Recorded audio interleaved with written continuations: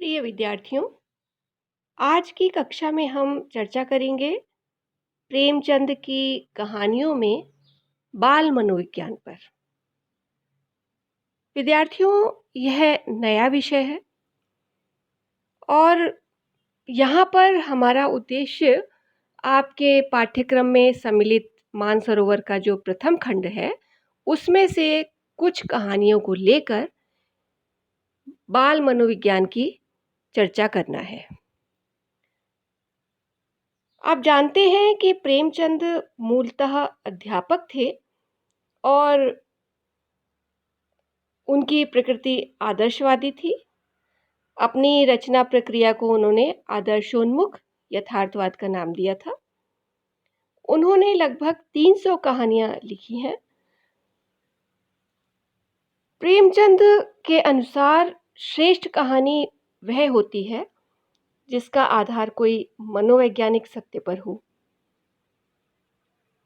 कहानी में मनोवैज्ञानिक सत्य को प्रकट करने का अधिकार चरित्र है और यही कारण है कि मनोवैज्ञानिक कही जाने वाली कहानियां प्रायः चरित्र प्रधान होती हैं, चाहे हम किसी भी साहित्यकार के संदर्भ में देखें। इसलिए प्रेमचंद की कहानियों को हम घटना प्रधान नहीं कहेंगे, बल्कि उनकी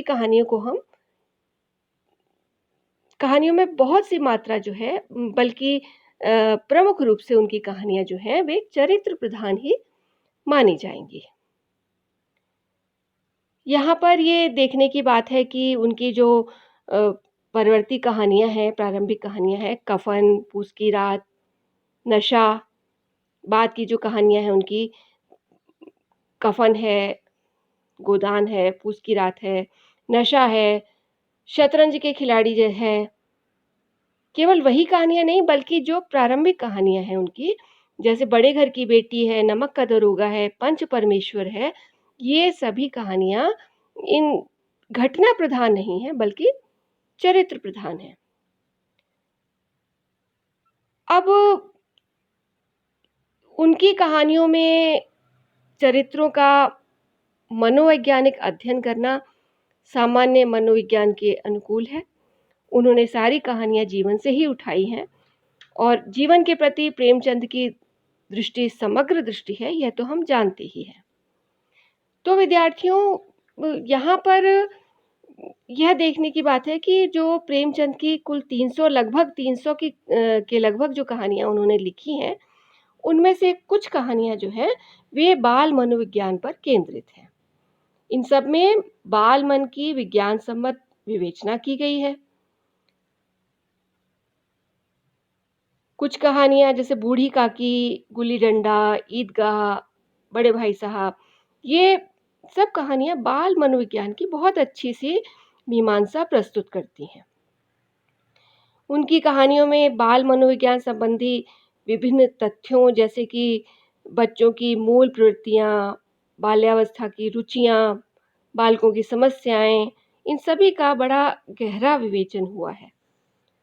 तो हम देखते हैं कि इन कहानियों में कथानक, पात्र सृष्टि, संवाद योजना, देश काल, भाषा शैली, उद्देश्य, शीर्षक, इन सभी में बाल मनोविज्ञान का ही प्रभाव दिखता है। तो अब हम कुछ कहानियों के संदर्भ में जो मानसरोवर के पहले भाग में संकलित है, जिनमें बाल मनोविज्ञान प्रदर्शित हुआ है, चित्रित हुआ है, उन कहानियों की चर्चा करते हुए हम अपनी बात को आगे बढ़ाएंगे। तो विद्यार्थियों, हम देखते हैं कि प्रेमचंद की कहानी अलग्योझा, जो मानसरोवर के पहले खंड में है, इस कहानी में मुलिया नाम का एक चरित्र है। मुलिया अपने पति की मृत्यु के बाद क्रियाकर्म से छुट्टी पाकर जब अपने दोनों बच्चों को गोद में उठाकर अनाज मांडने जाती है, तो खलिहान में पहुंचकर वह अपने एक बच्चे को नीचे घास के नर्म बिस्तर पर सुला देती है और दूसरे को वहीं पर बैठा देती है और अनाज मांडने लगती है। कहानी से देखिए प्रसंग। एकाएक छोटे बच्चे का रोना सुनकर उसने उधर ताका तो बड़ा लड़का उसे चुमका कर कह रहा था, भैया चुप रहो। धीरे धीरे वह मुंह पर हाथ फेरता था और चुप करने के लिए विकल था। जब बच्चा किसी तरह न चुप हुआ तो वह खुद उसके पास लेट गया और उसे छाती से लगाकर प्यार करने लगा। मगर जब यह प्रयत्न भी सफल न हुआ तो वह भी रोने लगा।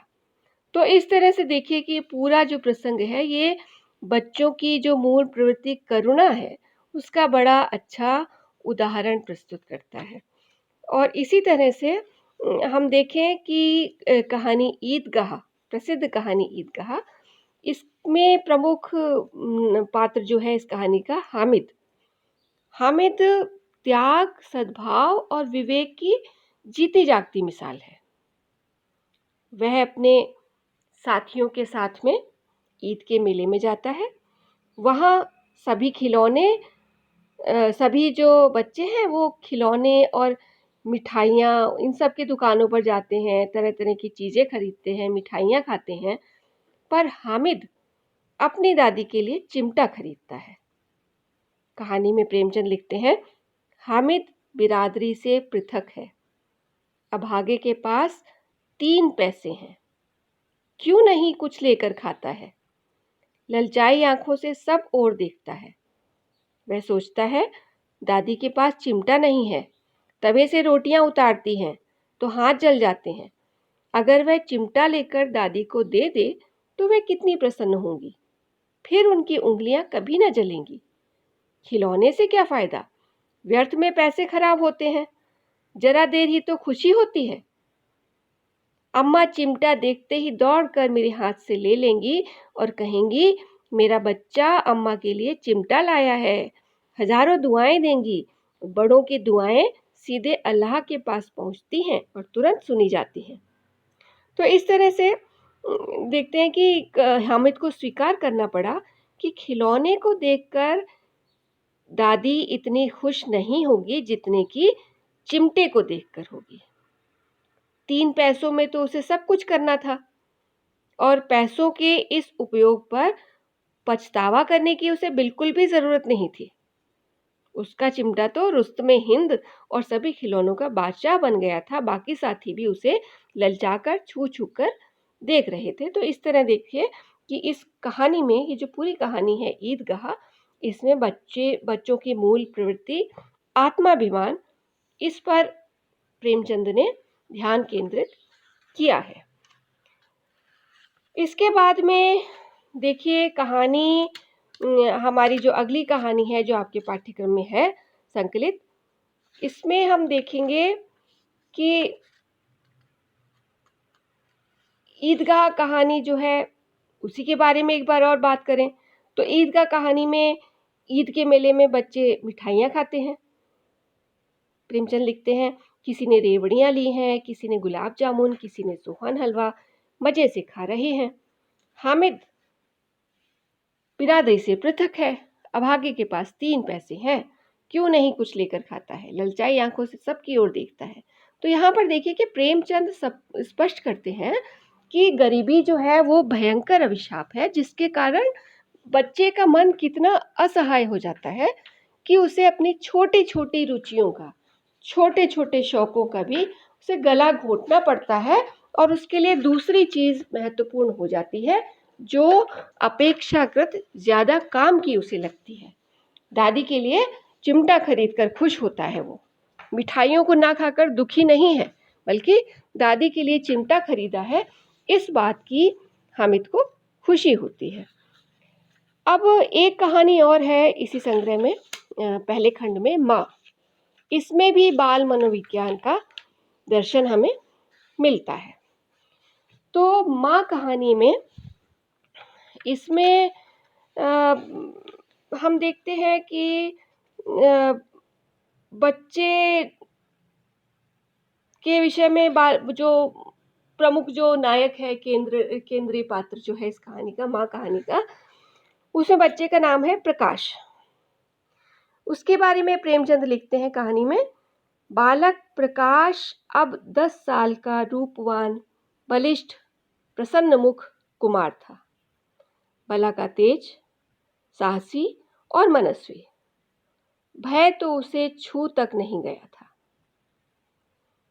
यद्यपि प्रकाश बचपन में शरारती भी रहा है, घर पर भिक्षा मांगने आई हुई भिखारिन की झोली में भूसा भी डाल देता था, तालियां बजाकर भाग जाता था, पर माँ के समझाने पर उसे अपने नटखटपन पर क्षोभ होता है, दुख होता है। और प्रकाश के कर्म और वचन में कोई मेल नहीं था, लेकिन पढ़ने में उसकी गहरी रुचि थी। उसने वजीफे भी लिए थे। परीक्षा फल निकलने पर हमेशा प्रथम आता था। तो शिक्षा के प्रति उसमें रुचि दिखाई गई है इसमें। आखिर में वह इंग्लैंड जाकर विद्या अध्ययन करता है और सरकारी वजीफा भी प्राप्त करता है। तो इस तरह से जो बच्चों में बचपन से ही जो शिक्षा के प्रति रुचि होती है, तो बड़े होकर भी वे नाम कमा लेते हैं। यह बात इस कहानी में प्रेमचंद ने दिखाई है। जब वह बड़ा हो जाता है और इंग्लैंड जाकर अध्ययन करता है, तो अपनी माँ से कहता है, तो क्या आप समझती हैं स्वयं सेवक बन जाना ही जाति की सेवा है? मैं इंग्लैंड से आकर भी तो सेवा कार्य कर सकता हूँ। और अम्मा, सच पूछो तो एक मैजिस्ट्रेट अपने देश का जितना उपकार कर सकता है, उतना 1000 स्वयं सेवक भी मिलकर नहीं कर सकते। मैं तो सिविल सर्विस की परीक्षा में बैठूंगा और मुझे विश्वास है कि मैं सफल हो जाऊंगा। इस तरह यहाँ पर शिक्षा के प्रति रुझान बच्चे के मन में प्रेमचंद ने दिखाया है। इसी तरह से एक और कहानी है बड़े भाई साहब। इस कहानी में जो प्रमुख नायक हैं, जो बड़े भाई साहब, वे भी शिक्षा के प्रति बहुत रुचि रखते हैं। और प्रेमचंद लिखते हैं कहानी में, वह अभ्यास से, स्वभाव से बड़े ही अध्ययनशील थे। हरदम किताब खोले बैठे रहते थे और शायद दिमाग को आप आराम देने के लिए कभी कॉपी पर, कभी किताब पर, कभी हाशियों पर चिड़ियों, कुत्तों, बिल्लियों की तस्वीरें बनाया करते थे। कभी कभी एक ही नाम, शब्द या वाक्य 10-20 बार लिख डालते थे। कभी एक शेर को बार बार सुंदर अक्षरों में नकल करते थे। कभी ऐसी शब्द रचना करते जिसमें ना कोई अर्थ होता, ना कोई सामंजस्य। ये बड़े भाई साहब छोटे भाई को समझाते हुए कहते हैं, मैं कितनी मेहनत करता हूँ, तुम कितने घोंगा हो कि मुझे देखकर भी सबक नहीं लेते। मैं कितनी मेहनत करता हूँ ये तो तुम अपनी आंखों से देखो। अगर नहीं देखते हो तो तुम्हारी आंखों का कसूर है, तुम्हारी बुद्धि का कसूर है।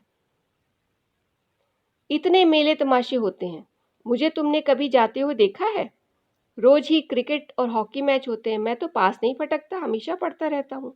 तो इस सब का आशय ये है, तात्पर्य यह है कि प्रेमचंद ने शिक्षा के महत्व को प्रतिपादित करते हुए अपनी इस कहानी में बाल पात्रों में शिक्षा के प्रति रुचि का चित्रण किया है। और शिक्षा के प्रति रुचि रखने वाला ही आगे चलकर जीवन में उन्नति को प्राप्त करता है। यह बात भी कहानी के अंत में स्पष्ट हो जाती है।